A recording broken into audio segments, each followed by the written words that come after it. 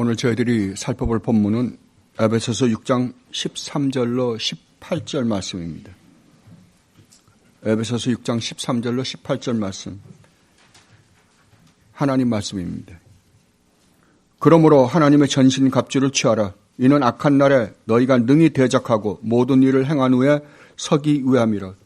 그런즉 서서 진리로 너희 허리띠를 띠고 의의 허심경을 붙이고 평안의 복음이 준비한 것으로 신을 신고 모든 것 위에 믿음의 방패를 가지고 이로써 능히 악한 자의 모든 보라사를 소멸하고 구원의 투구와 성령의 검 곧 하나님의 말씀을 가지라. 모든 기도와 간구를 하되 항상 성령 안에서 기도하고 이를 위하여 깨어 구하기를 항상 힘쓰며 여러 성도를 위하여 구하라. 아멘.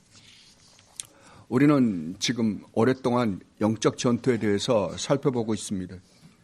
영적 전투를 하는 데 있어서 가장 필요한 건 상대가 누구냐 하는 것을 깨닫는 것입니다. 그리고 이 상대가 어떤 존재이며 이 상대가 어떻게 우리를 공격해 오는가에 대해서 아는 것은 굉장히 중요합니다. 왜냐하면 적을 모르고서 우리가 싸움을 할 수가 없기 때문입니다. 이것에 대해서 우리는 아주 오랜 시간 동안 살펴보았습니다. 이제 우리는 우리의 적인 사탄과 사탄이 어떤 무기들을 가지고 이 세상을 공격해서 파멸시키고 있으며 그 파멸시키는 것을 가지고 교회 안에 들어와서 교회를 어떻게 교회를 휘두르고 교회를 파멸시키고 있는지를 우리는 살펴보았습니다. 가장 중요한 것은 교리입니다. 하나님 말씀입니다. 그러니까 여러분들이 하나님 말씀을 올바로 알지 않고 이 사탄과 대적할 수 있는 방법은 없습니다. 그러나 우리 힘으로 사탄을 대적할 수 있는 방법 또한 없습니다. 이러한 것들에 대해서 우리는 앞으로 여러 시간에 거쳐서 차근차근 살펴볼 것입니다. 오늘 여러분들이 분명히 이 자리에서 하나 알아두어야 할 것은 여러분이 정말 진실된 하나님의 구원받은 백성들이라고 한다면 여러분들은 싫든 좋든 여러분들이 원하든 원하지 않든 상관없이 여러분 모두는 영적 전투에 참여하는 분들이라는 사실입니다. 아니, 여러분들은 이미 그 전투에 들어가 있으신 분들입니다. 그런데 이 영적 전투는 눈에 절대 보이지 않습니다. 그러나 이 영적 전투는 분명한 사실입니다. 우리가 하나님을 우리 눈으로 볼 수 없는 것과 같이 또 사탄이 천사들을 우리가 눈으로 볼 수 없는 것 같이 이 영적 전투는 사실입니다. 여러분은 하나님을 믿습니다. 눈에 보여서 믿습니까? 아닙니다. 믿음으로 믿습니다.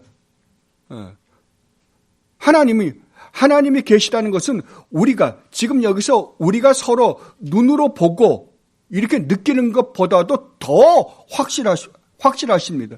만약에 하나님이 아니 계시다고 한다면 이 세상은 존재하지도 않았을 것입니다. 이것에 대한 도전이 오늘날 20세기, 21세기에 들어와서 얼마나 무시무시하게 벌어지고 있는지 모릅니다. 그래서 제가 반틀에 대해서 공부해보고자 했던 것입니다. 왜냐하면 이것이 세상뿐만 아니라 이 교회 안에 어떤 모습으로 어떻게 스며들어와서 교회를 파괴시키는지에 대해서 반틀이 상당히 많이 심중을 기울여서 그 부분을 다루고 있기 때문입니다. 오늘 다시 한번 정말 사탄이 이 세상을 어떻게 파괴시키게 되었는지에 대해서 다시 한번 여러분들에게 설명해 드리고자 합니다. 왜냐하면 다음 주부터 우리가 실질적으로 우리가 사탄을 어떻게 대적해서 싸워야 하는지에 대한 실질적인 전투는 다음 주부터 제가 살펴보도록 하겠습니다. 여러분이 이미 아시는 것처럼 하나님의 세계, 이 세상은 두 세계로 나누어졌다는 것을 여러분들이 이미 아십니다. 우리가 눈으로 보이는 이 세계와 눈에 보이지 않는 하늘의 세계입니다. 그런데 그 세계에서 어떤 일이 벌어졌다고 성경은 증언하고 있습니다. 그 세계에 영적으로 가장 탁월하게 창조된 천사장 중 최고의 천사장 중 하나가 천사들 3분의 1을 미혹해서 하나님께 반역을 일으켰다는 것입니다. 그런데 결국 하나님께 패할 수밖에 없죠. 자기가 하나님이 되고 싶어서 하나님의 보좌를 탐내서 전쟁을 일으켰는데 그 전쟁에 패하고 말았다고 성경은 이야기하고 있습니다. 이것이 우리가 보통 말하는 아마겟돈 전쟁의 시작입니다. 그 타락한 천사장을 우리는 사탄이라고 그러고, 그리고 그 타락한 천사들을 우리는 귀신들이라고 부릅니다. 성경이 그렇게 부르고 있으니까 우리도 그렇게 부르는 것입니다. 그런데 이 하늘에서 시작된 아마겟돈 전쟁이 하늘에서는 이미 끝이 났습니다. 그래서 그 하늘은 이미 영원한 안식에 들어갔습니다. 그런데 그 사탄이 어디로 내려왔냐 그러면은 우리가 눈으로 보이는 이 가시적인 세계로 내려왔다고 성경은 기록하고 있습니다. 어디로 내려왔냐 그러면은 에덴 동산 하나님께서 창조하신 인격적인 존재로 창조하신 유일무이한 인간이 살고 있는 에덴 동산으로 내려왔다고 성경은 기록하고 있습니다. 그래서 그 에덴 동산에서 가장 아름다운 상태에서, 아름다운 곳에서 하나님과 아름다운 관계를 가지고 살고 있는 아담과 하와를 미혹했습니다. 어떤 방법으로 미혹했을까요? 자기가 하나님께 대적했던 그 방법을 똑같이 사역해서 아담과 하와를 미혹했습니다. 그 방법이 무엇이었습니까? 네가 왜 하나님을 의지하고 사느냐? 너는 얼마든지 자존적으로 너 스스로 살 수 있는 존재다. 그러므로 너 문제는 네가 스스로 해결하면서 살아라. 다른 말로 하면 네가 하나님이 되라 라는 것으로 유혹했습니다. 어떻게 됐습니까? 아담과 하와가 하나님으로부터 쫓겨나게 되었습니다. 이것이 두 번째 아마겟돈 전쟁입니다. 그래서 아담과 하와도 사탄처럼 에덴 동산에서 쫓겨나 버리고 말았습니다. 그때부터 아담과 하와는 하나님의 사람이 아니라 하나님 나라의 백성이 아니라 사탄의 종으로 전락해버리고 만 것입니다. 하나님과는 영원히 원수지간이 되어버리고 말았습니다. 하나님의 무서운 진노를 받을 수밖에 없는 존재가 되어버리고 말았습니다. 그래서 이제 타락한 아담과 하와의 후손으로 태어나는 모든 인간들은 태어나면서부터 사탄의 종으로 태어나면서부터 하나님의 진노를 받을 수밖에 없는 존재로 태어나고 말게 된 것입니다. 그런데 여기에 또 하나의 문제가 생겼습니다. 그 문제가 뭐냐 그러면은 하나님은 이렇게 세상을 끝내실 수가 없으셨던 것입니다. 왜냐하면 하나님께서 처음에 이 우주 만물을 창조하시고 이 세상의 생명체들을 창조하시고 그리고 마지막 날 우리 인간을 하나님의 형상대로 창조하셨을 때 하나님은 어떤 목적을 가지고 창조하셨기 때문입니다. 그것은 여러분들이 이미 아시는 것처럼 하나님 나라였습니다. 하나님이 다스리시는 영원하고 하나님의 영광이 충만한 나라, 그 나라를 하나님께서는 만드시고 싶으셨던 것입니다. 그런데 그 나라에서 영원히 함께 살고 싶어 했던 창조전에 택했던 하나님의 백성들이 어떻게 되어버렸어요? 사탄의 종으로 팔려가게 된 것입니다. 다른 말로 하면 하나님의 백성들을 하나님이 사탄에게 뺏기신 것입니다. 이것을 성경은 하나님이 잃어버린 자녀들이다라고 묘사를 하고 있습니다. 그런데 하나님은 하나님의 빼앗기신 잃어버린 이 자녀들을 그냥 빼앗긴 채로 놔두실 수가 없으셨습니다. 왜냐하면 하나님은 하나님 나라를 반드시 완성하셔야만 하셨기 때문입니다. 그래서 이들을 사탄의 손에서 다시 빼앗아 하나님의 나라를 완성하시기 위하여 그리스도 예수 안에서 또 다른 계획을 하셨습니다. 그래서 여러분들이 이미 아시는 것처럼 하나님의 유일무이하신 아들이신 성자 하나님을 이 땅에 인간의 몸을 입혀 보내시고 하나님께서 택하신 모든 백성을 우리 주님의 품 안으로 집어넣으시고 그리고 우리 주님과 함께 십자가에 못 박혀 죽게 하시고 부활하게 하심으로 말미암아 사탄에게서 하나님의 백성들을 빼앗아 오신 것입니다. 그러니 이제 사탄이 어떻게 할까요? 지금까지 자기 종으로서 자기 수하에 영원히 자기의 종으로 부릴 수 있다라고 생각했고 그 다음에 하나님의 계획을 무산시켰다라고 생각한 사탄이 어떻게 할까요? 가만히 있을까요? 절대 가만히 있지 않겠죠. 다시 그 하나님 손에서 우리들을 빼앗아 가려고 별의별 짓을 다 할 것입니다. 그러나 사탄이 하나님의 손에서 우리를 빼앗아 갈 수 있을까요? 절대 없습니다. 사도 요한은 이것에 대해서 요한복음에서 분명하게 말씀하십니다. 하나님 손에서 빼앗아 갈 자가 이 세상에 아무도 없다고요. 그러나 사탄은 절대로 포기하지 않습니다. 어떻게 해서든지 다시 빼앗아서 자기의 종으로 삼고자 합니다. 다른 말로 하면 하나님 나라를 이루지 못하게 하기 위하여 하나님의 계획을 이루시지 못하게 하기 위하여 사탄은 별의별 짓을 다 할 것입니다. 끝까지 포기하지 않고 싸움을 걸어오는 것입니다. 그러나 사탄은 또 한편으로는 비록 내가 하나님의 손에서 그들을 다시 빼앗아 올 수 없을지는 몰라도 어떻게 할까요? 하나님 나라를 완성시키지 못하게 하려면 우리를 통해서 구원하고자 하는 또 다른 하나님의 백성들을 구원하지 못하게 막을 것입니다. 막는 일을 최선을 다할 것입니다. 그리고 또 한편으로는 우리로 하여금 정말 구원 얻은 하나님의 백성들이 하나님의 백성들이라는 것 때문에 하나님 나라 백성으로 말미암아 누리게 될 의와 평강과 그 기쁨을 누리게 하지 못하게 하기 위하여 사탄은 끊임없이 우리에게 싸움을 걸어올 것입니다. 이 전투를 우리가 아마겟돈 전쟁이라고 합니다.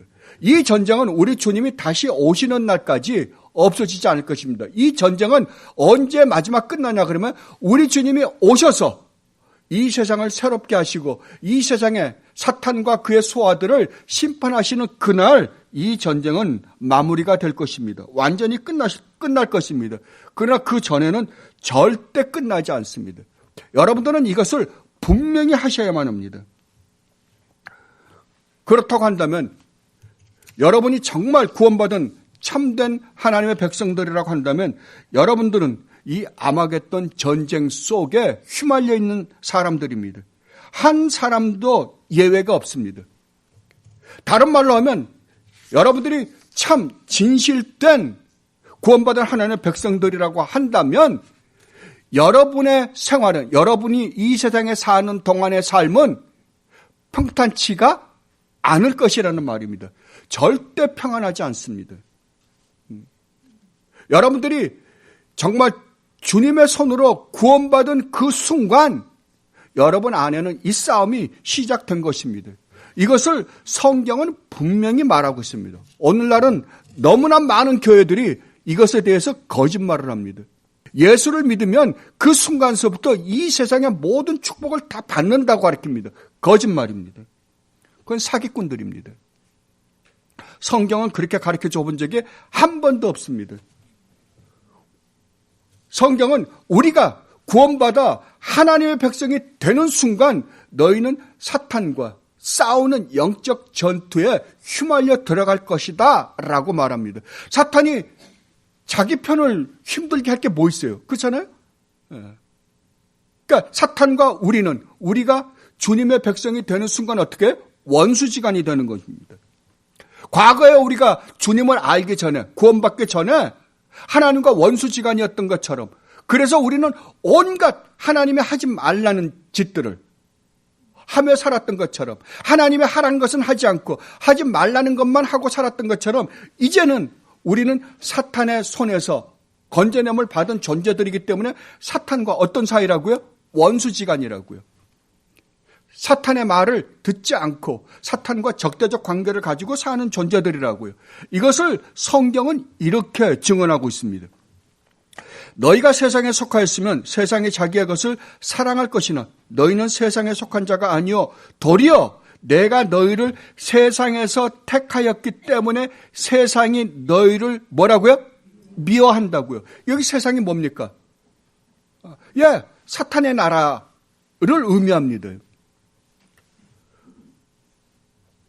그리고 또 사도행전에서는 이렇게 말합니다. 우리가 하나님의 나라에 들어가려면 뭐라고요? 많은 환난을 겪어야 할 것이라. 그리스도를 위하여 너희에게 은혜를 주신 것은 다만 그를 믿을 뿐만 아니라 믿고 구원받을 뿐만 아니라 하나님의 영원한 영광에 참여할 뿐만 아니라 그 영광에 참여하기 위해서 또한 그를 위해서 뭐도 받게 한다고요? 고난도 함께 받게 하려 함이라. 너희에게도 그와 같이 싸움이 있으니 너희가 내 안에서 본 바요. 이제도 내 안에서 듣는 바려. 내 안에서 본 바가 뭐예요? 사도 바울이 지금 그 영적 전투 안에서 심각하게 싸우고 있었다고, 그리고 지금도 싸우고 있다고 말하고 있는 것입니다. 무릇 그리스도 예수 안에서 경건하게 살고자 하는 자는, 하나님의 백성으로서 이 땅을 살고자 하는 자는 뭐라고요? 박해를 받는다고요. 성경은 분명히 성도의 삶은 만만치 않을 것이라고 말씀하고 있습니다. 그러므로 여러분도 반드시 이것을 각오하시고 우리 주님이 가신 그 길을 따라가야만 합니다. 여러분이 이미 아신 것처럼 우리 주님이 이 땅에 오셔서 가신 길이 순탄하셨습니까? 아닙니다. 절대로 순탄하지 않았습니다. 한 번도 편할 날이 없었습니다. 우리 주님은 이 세상에 오신 날부터, 오셨을 때부터 헤롯이 우리 주님을 죽이려고 했잖아요. 태어나시자면요. 그 마지막 날은 어떻게 되셨어요? 십자가에 달려 돌아가셨습니다. 그게 승리의 길이라고 성경은 말씀하고 있습니다. 이 길을 모든 성도는 반드시 가야 할 것이라고 우리 주님은 말씀하고 있습니다. 예수를 믿으면 그때서부터 우리에게 행복 시작, 영광 시작이 아니라고요. 고난의 시작이라고요. 자, 그렇다고 한다면 지금 우리는 심각한 전쟁터 속에 있습니다. 여러분 전쟁 영화 많이 보셨을 것입니다. 전쟁 영화를 보면 얼마나 정말 치열합니까? 무시무시합니다요. 폭탄이 터지고 총알이 왔다 갔다 하고 정말 언제 죽을지 모르는 그 상황 속에서 정말 심각하게 한순간도 정말 딴 데다가 신경을 쓸 수 없을 정도로 정말 치열하게 싸우고 있는 모습을 여러분들은 얼마든지 봅니다. 그런데 그 심각한 전쟁터 안에서 바둑이나 두고 주위 환경이나 보고 경치 좋다 그러고 그렇게 돌아다니는 사람 있습니까? 없습니다. 전쟁터 속에서는 없습니다. 만약에 그런 사람이 있다고 한다면 그건 아마 전쟁 속에서 머리가 돌아서 미쳤기 때문에 그럴지도 몰라도 올바른 정신을 갖고 있는 사람이라고 한다면 그런 사람은 아마 한 사람도 없을 것입니다.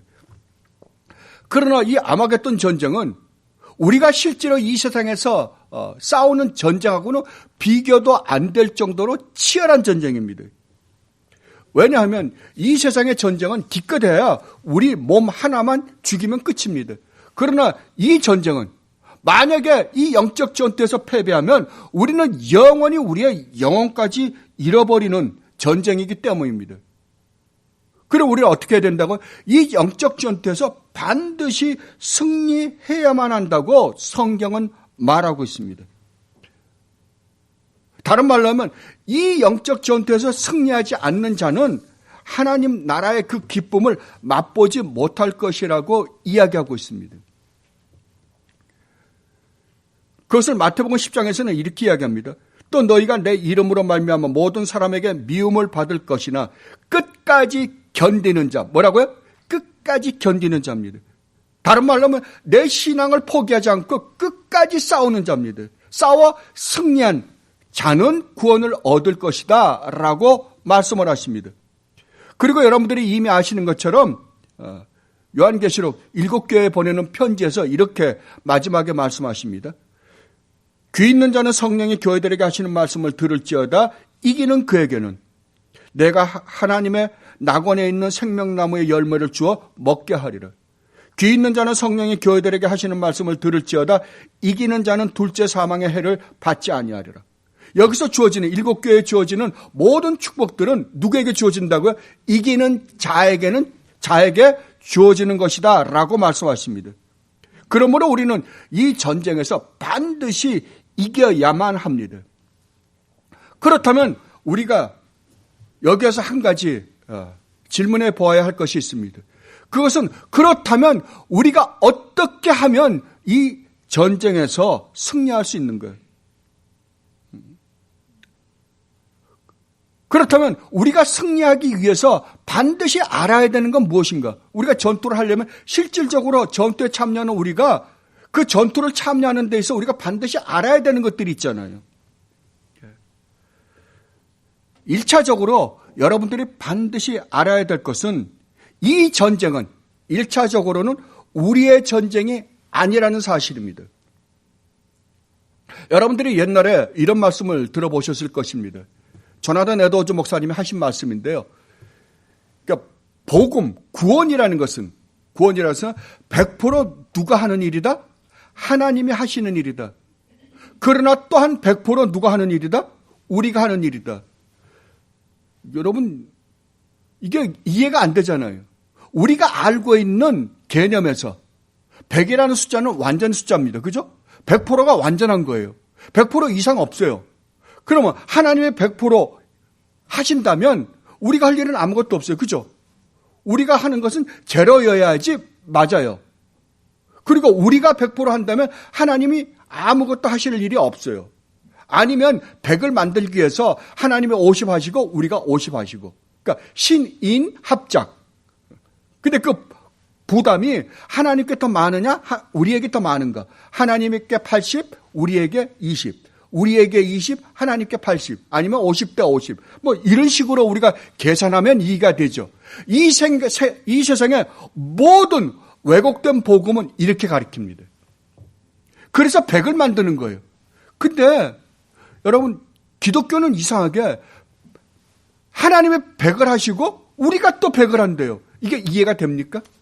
자, 여기서 여러분들이 분명히 먼저 아셔야 될 것은 이 전쟁은 하나님의 전쟁입니다.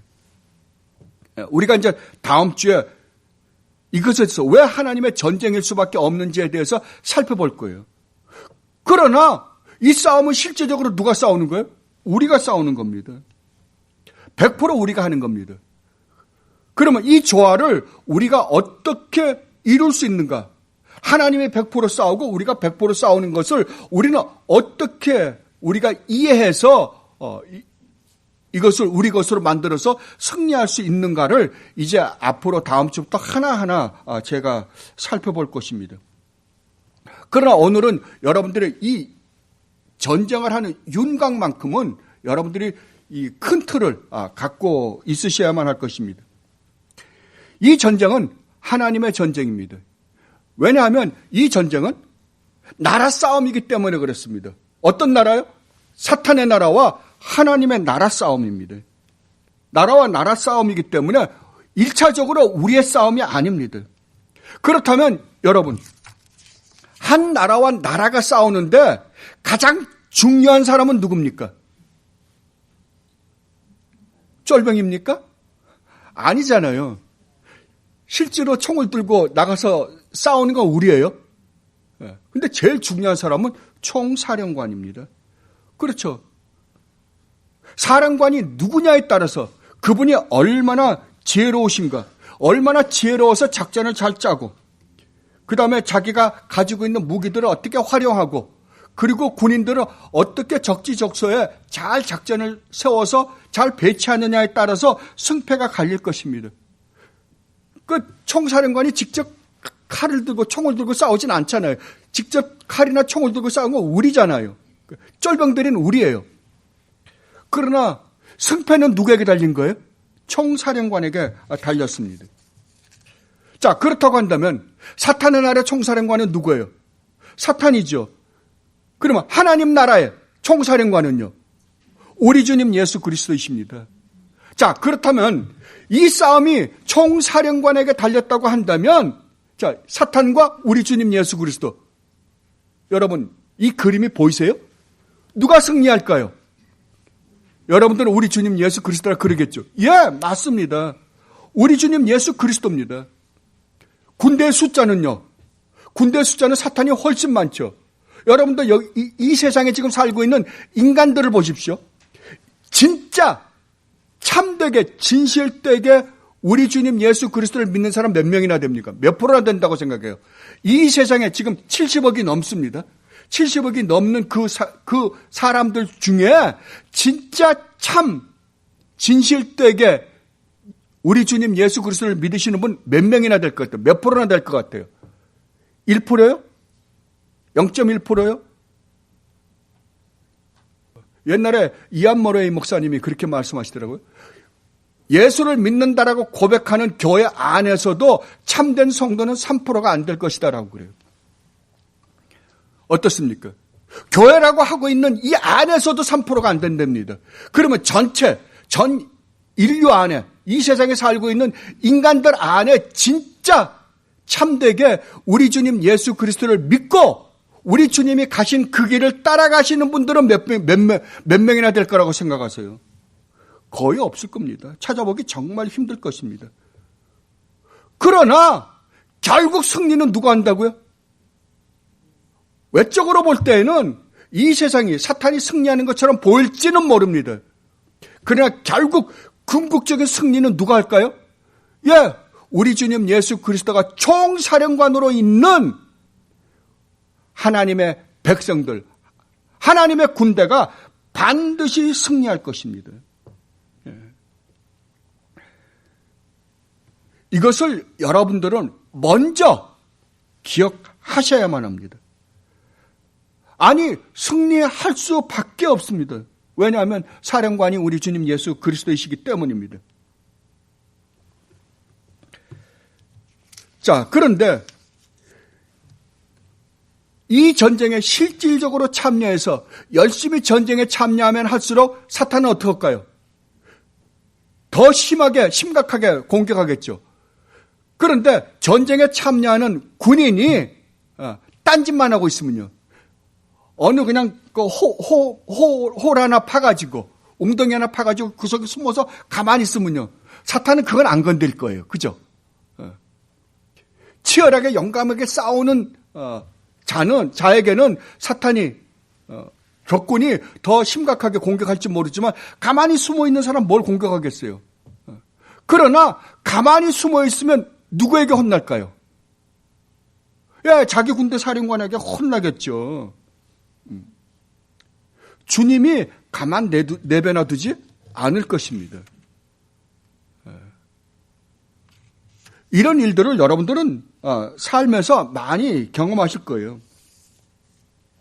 자, 그렇다고 한다면 여러분 자신이 참 하나님 나라 군인들이라고 생각하시고 사십니까? 여러분 분명히 사탄의 나라 군인들은 아니라고 생각하시죠. 그죠? 아니라고 생각하실 줄 믿습니다. 자, 그러면 여러분들은 하나님 나라 군인들입니다. 그렇다면 여러분들은 어떻게 해야 될까요? 여러분들이 어떻게 싸워야 되는지는 분명합니다. 만약에 여러분들이 하나님 나라 백성이라고 하는데도 불구하고, 그리고 아무것도 안 하는데도 불구하고 주님까지, 우리의 사령관이시 우리 주님까지도 그냥 내버려 둔다? 그러면 하나님 나라 백성일까요? 아닐까요? 아닙니다.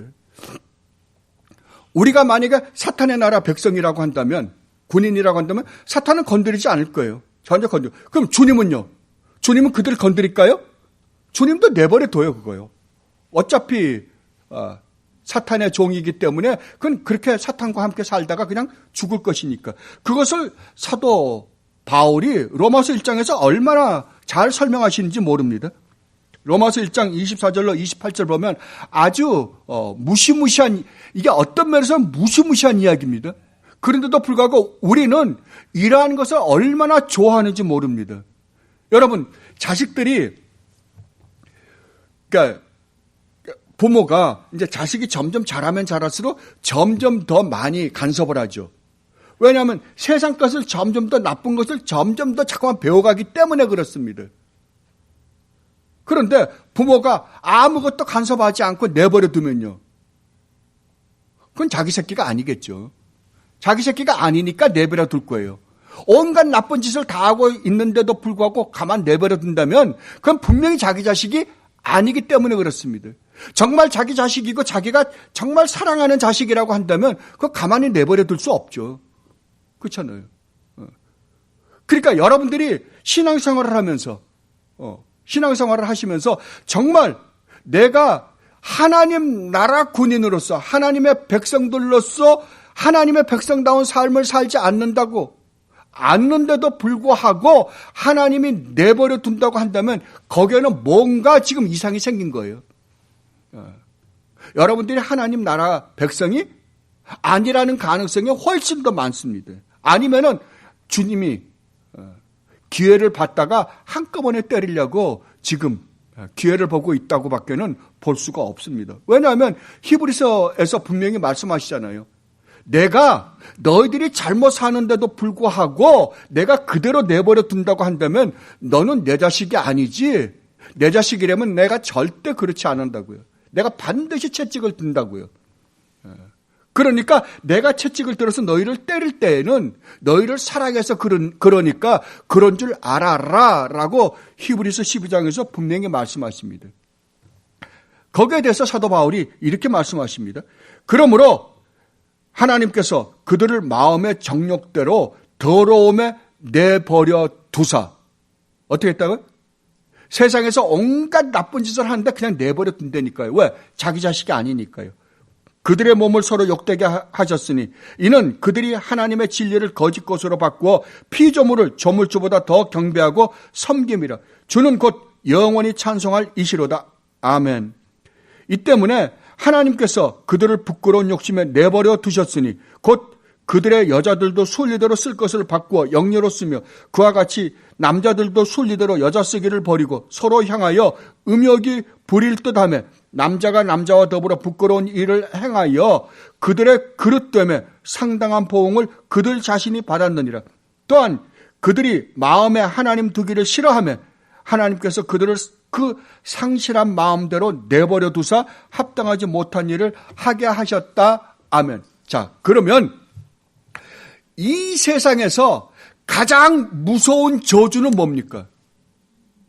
하나님이 내버려 둔 겁니다. 그냥 니네들 세상에 살고 싶은 대로 마음껏 살아. 그리고 내버려 둔 사람이 가장 불행한 사람들이겠죠. 그런데 하나님이 사사건건 간섭하면 어떻습니까? 귀찮긴 하겠죠. 자식들이 보통 그러잖아요. 아버지, 이제 저도 좀 내버려 두세요. 저도 제 인생이 있잖아요. 좀 간섭 좀 그만하세요. 왜 이렇게 사사건건 간섭하세요? 우리 아버지는 정말 잔소리가 많아. 우리 어머니 밤마다 그 이야기죠, 자녀들이요. 그래요? 그게 자녀를 미워서 그런 겁니까? 아니잖아요. 정말 하나님의 간섭을 받고 사는 사람만큼 축복된 인생은 없습니다. 그런데 우리가 딱 우리 자녀가 우리에게 하듯이 똑같이 하나님께도 합니다. 하나님 적당히 축복해 주시고 가만 내버려 두세요. 가만 내버려 두면 다 어디로 갑니까? 축복은 받고 싶으니까 적당하게 축복을 해 주시고 그죠? 요만한 선에서는 살게 해주세요. 그 이상 건드리면 안 됩니다. 건드리면 저 갈 거예요. 그렇죠. 아닙니다.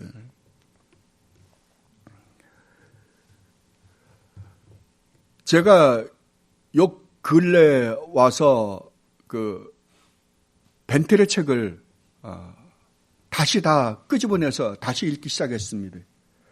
그동안에 제가 보지 못했던 게 너무 많았던 것 같아요. 정말 우리가 예수를 믿는다라는 말의 의미를 전혀 의식하지도 못하고 사람들이 살아가는 모습을 저는 너무 많이 발견하게 되었습니다. 제 자신도 많이 회개하기도 하시고요. 정말 여러분들이 예수를 믿는다라는 말의 의미는 너무나 놀랍습니다. 정말 예수를 믿게 되었다는 것, 그 자체가 얼마나 놀라운 축복인지를 우리는 다 깨닫지를 못하고 있습니다. 아마 영원히 깨닫지 못할지도 모릅니다. 그 은혜는요. 그러나 실제로 그것을 의식치도 않고 신앙생활을 하는 사람들이 얼마나 많은지 모릅니다. 이 세상은 정말로 무섭습니다. 왜냐하면 사탄이 이제 세상은 몽땅 다 세상을 끌고 갔을 뿐만 아니라 교회도 거의 다 파괴를 시켰기 때문에 그렇습니다. 19세기, 20세기, 21세기에 들어와서 거의 다 완전히 파괴시켜버렸습니다. 여러분들이 아는 자유주의로 파괴시켰을 뿐만 아니라 여러분들이 보통 신정통주의라고 그러죠. 근데 반텔은 그걸 정통주의라고 그러지 않습니다. 신정통주의가 아니라 신현대주의라고, 신자유주의라고 해석을 합니다. 왜냐하면 신정통주의나 자유주의나 틀릴 게 아무것도 없다는 거예요. 왜? 출발점이 다 똑같기 때문에 다르지 않다고 봅니다. 그 가운데 진짜 예수를 아까도 제가 말씀드렸듯이 믿음으로 가는 사람들은 거의 눈을 씻고 찾아볼래야 찾아보기 힘든 세상이 되어버리고 말았습니다. 우리 주님이 말씀하신 것처럼 마지막 때에 너희가 진짜 참 믿음을 보겠느냐 라고 말씀하신 것과 마찬가지입니다. 아모스 8장에서 아모스를 통해서 말씀하셨죠. 때가 되면 이 세상에 정말 하나님의 말씀을 전하는 사람도 찾아보기 힘들고 하나님의 말씀을 전하는 사람을 찾아보기 힘들기 때문에 하나님을 참되게 믿는 사람을 찾아보기가 정말 힘든 날이 올 것이라고요. 예, 그것이 오늘날입니다. 그렇다고 한다면 정말 여러분이 우리 주님이 가신 그 길을 우리의 대장 되신 주님과 함께 이 전쟁에 참여한다고 한다면 사탄은 시도 때도 없이 여러분을 공격해 올 것입니다. 여러분들은 그것을 각오하시고 이 세상을 살아가시기 바랍니다. 여러분들이 만약에 사탄과 타협해서 이 세상과 타협해서 산다고 한다면 여러분들은 반드시 망할 것입니다. 안 됩니다. 절대 안 됩니다. 자, 그렇다면 이 전쟁의 특징이 무엇인가를 오늘은 큰 틀에서 살펴보려고 합니다. 아까도 말씀드렸듯이 이 전쟁은 우리의 전쟁이 아니라 1차적으로 누구의 전쟁이에요? 예, 하나님의 전쟁입니다. 이 전쟁은 나라들끼리의 싸움입니다. 이 전쟁은 하나님의 명예가 걸려있는 전쟁입니다. 하나님의 명예가 걸려있다고 한다면 이 전쟁의 승자는 누가 될까요? 예, 하나님이 반드시 될 것입니다. 이 사실을 여러분들이 인식하고 싸울 때 여러분들은 비록 그 전쟁터 안에서 이런저런 어렵고 힘든 일을 겪을지는 몰라도 여러분들이 절대로 절망하거나 실망하지 않을 것입니다. 그리고 두 번째로는 이 전쟁에 우리의 총사령관이 누구시라고요?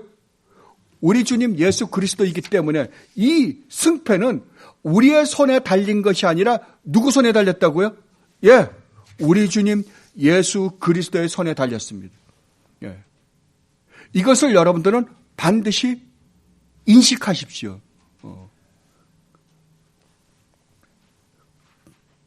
그리고 세 번째로는 이 전쟁의 승패가 총사령관이신 우리 주님 예수 그리스도에게 달렸다고 한다면 이 전쟁은 우리가 이 세상에서 수많은 공격을 받으면서 힘들고 어렵다 하더라도 뭐라고요? 반드시 우리가 승리한다는 사실입니다. 여러분들이 요한계시록을 읽어보시면 자, 사탄이 우리를 공격할 때 누가 이기는 것처럼 보여요?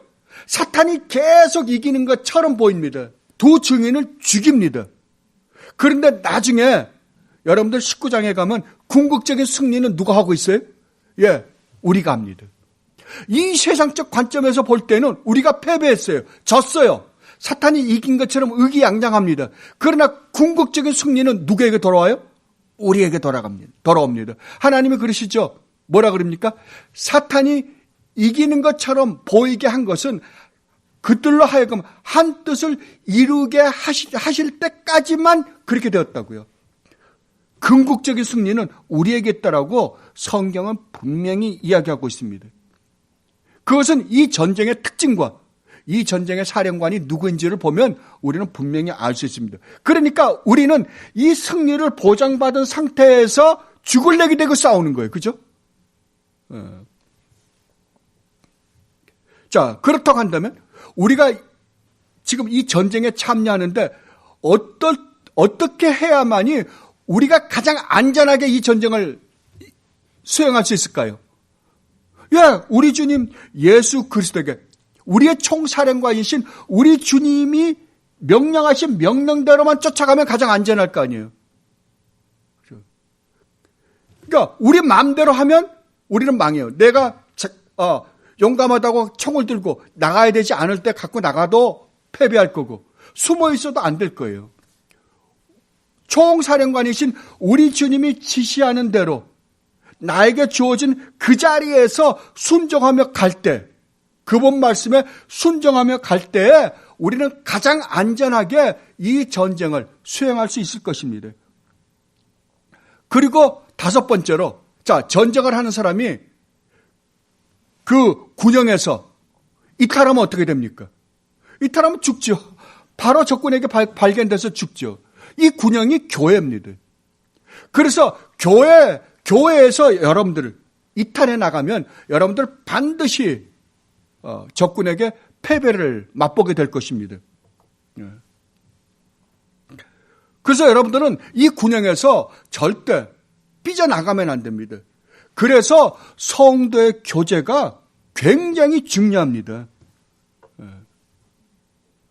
그리고 여섯 번째로 여러분이 아셔야 될 거는 우리가 이제 앞으로 살펴볼 거예요. 사도 바울이 로마 군인들 군복 입은 것을 가지고 우리가 어떻게 무장해야 될지에 대해서 말씀하시잖아요. 그것처럼 우리에게 주어진 무기를 잘 다뤄야 할 것입니다. 그죠? 군인이 자기에게 주어진 무기를 잘못 다루면 어떻게 되겠어요? 총을 줬는데 총을 쏠 줄도 모르면 어떡할까요? 안 되잖아요. 그러니까 우리에게 우리 주님이 주신 그 무기들을 잘 손질해서 그 무기들을 잘 다룰 수 있도록 매일매일 우리가 훈련해야 할 것입니다. 이렇게만 하면 우리는 반드시 정말 우리 주님께서 허락하신 그 전쟁터에서 비록 심각하고 치열한 전쟁 속에 우리가 들어가 있지만 주님이 하라는 대로, 총사령관이신 우리 주님이 하라는 대로만 하면 우리는 정말 안전하게 그 주님이 이끄시는 그 길로 가면서 주님으로부터 오는 참된 기쁨과 행복과 평안과 안식을 누리면서 갈 수 있을 것입니다. 여러분 모두가 다 정말 이것을 기억하시고 우리 주님, 총사령관이신 우리 주님이 가자고 하시는 대로 잘 따라감으로 말미암아 전쟁에서도 승리를 맛보고 나중에 완전한 승리는 나중에 맛보게 될 거예요. 이 땅에서도 전쟁의 승리를 맛보고 그 전쟁의 승리를 맛보는 것으로 말미암는 기쁨과 행복과 평안과 안식을 누리며 사는 여러분들이 되시기를 진심으로 바랍니다. 디모데후서 2장 1절로 13절 말씀으로 오늘 말씀을 마치도록 하겠습니다. 내 아들아, 그러므로 너는 그리스도 예수 안에 있는 은혜 가운데서 강하고 또 내가 많은 증인 앞에서 내게 들은 바를 충성된 사람들에게 부탁하라. 그들이 또 다른 사람들을 가르칠 수 있으리라. 너는 그리스도 예수의 좋은 병사로 나와 함께 고난을 받아라. 그러니까 그리스도의 병사는 다 뭐라고요? 전쟁터 속에 있다라는 이야기입니다. 병사로 복무하는 자는 자기 생활에 얽매이는 자가 하나도 없나니 이는 병사로 모집한 자를 기쁘게 하려 함이라. 경계하는 자가 법대로 경계하지 아니하면 승리자의 관을 얻지 못할 것이며 수고하는 농부가 곡식을 먼저 받는 것이 마땅하니라. 내가 말하는 것을 생각해보라. 주께서 범사에 내게 총명을 주시리라. 내가 저는 복음대로 다윗의 씨로 죽은 자 가운데서 다시 살아나신 예수 그리스도를 기억하라. 복음으로 말미암아 내가 죄인과 같이 매이는 데까지 고난을 받았으나 하나님의 말씀은 매이지 아니하니라. 그러므로 내가 택함받은 자들을 위하여 모든 것을 참음은 그들도 그리스도 예수 안에 있는 구원을 영원한 영광과 함께 받게 하려 함이라. 미쁘다 이 말이여. 우리가 주와 함께 죽었으면 또한 함께 살 것이요 참으면 또한 함께 왕노릇할 것이요 우리가 주를 부인하면 주도 우리를 부인할 것이라. 우리는 미쁨이 없을지라도 주는 항상 미쁘시니 자기를 부인하실 수 없으시니라. 아멘. 우리가 함께 죽었으면 어떻게 한다고요? 또한 함께 살 것이요 참으면 이 전쟁에 끝까지 싸워 승리하면 우리 주님과 함께 영원히 왕노릇할 것이다. 아멘. 정말 영원한 주님으로부터는 이 축복을 이 세상뿐 아니라 영원히 누리며 사는 여러분들이 되시기를 진심으로 바랍니다. 기도하겠습니다. 주님, 그렇습니다. 이 세상은 정말 치열한 전쟁터입니다. 그런데 오늘날 주님을 믿는다고 하는 사람들이 우리가 지금 어디에서 생활하고 있는지에 대해서 전혀 의식하지 못하고 사는 모습을 얼마든지 봅니다. 오 주여, 불쌍히 여겨 주시옵소서. 주님을 믿는다라는 것이 어떤 종교적 행위로 전락시켜버리고 우리 주님을 믿는다고 교회 다니는 사람들이 얼마나 많은지 모릅니다. 주님, 이 베리트 개혁 장로교에 출석하는 성도들 주님 기억하여 주시옵소서. 우리가 누구이며 우리가 지금 어디에서 신앙생활하고 있는지에 대해서 똑똑히 볼 수 있는 눈을 허락하여 주시옵소서. 그리하여 이 전쟁에 게으르지 않게 하시고 이 전쟁을 우리 주님과 함께 승리하면서 그 승리로부터 오는 그 기쁨과 행복과 안식을 맛보며 사는 주님의 귀한 백성들이 되게 하여 주시옵소서. 감사하며 우리 주님 예수 그리스도 이름으로 기도드리옵나이다. 아멘.